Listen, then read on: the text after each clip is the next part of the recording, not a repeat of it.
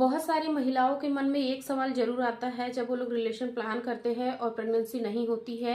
उनको ये लगता है कि हमारा ओव्यूलेशन होता है, इम्प्लांटेशन भी होता है, लेकिन फिर हमें प्रेगनेंसी क्यों नहीं होती है, हमारे पीरियड्स क्यों आते हैं।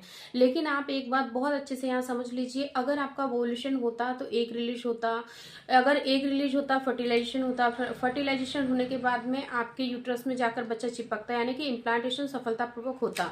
लेकिन आप एक बात ये समझ लीजिए कि अगर आपको ये लग रहा है कि वोल्यूशन हो रहा है, इम्प्लांटेशन हो रहा, लेकिन अगर वोल्यूशन होता तो ही आपका इम्प्लांटेशन होता।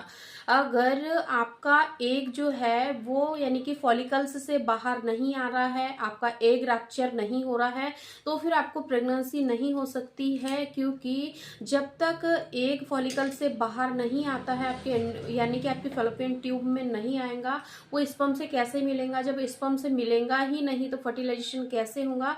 इसलिए अगर आपको भी ऐसा लगता है कि हर महीने ओव्यूलेशन होता है, इम्प्लांटेशन भी होता है, लेकिन प्रेगनेंसी कंसीव नहीं होती है, तो आपको एक बार अपने ओव्यूलेशन को जरूर चेक करना चाहिए कि आपके शरीर में ओव्यूलेशन की जो प्रक्रिया है वो सुचारू रूप से हो रही है या नहीं।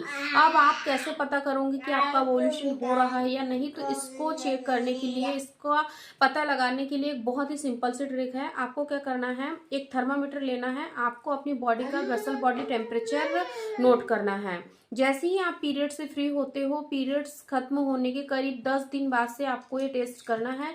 क्या करना है, रात में जब आप सोने के लिए जाते हो तो एक थर्मामीटर अपने पास में रख लीजिए, और जैसे ही अर्ली मॉर्निंग आप सुबह सोकर उठते हो, आपको खाना, पानी, चाय यानी कि कुछ भी आपको इस्तेमाल नहीं करना है। उससे पहले ही आपको अपने बॉडी का टेम्परेचर नोट डाउन करना है। क्योंकि जिन महिलाओं का ओव्यूलेशन होता है, उनके शरीर में ओव्यूलेशन की प्रक्रिया सुचारू रूप से होती है, तो महीने में कुछ दिन ऐसे हो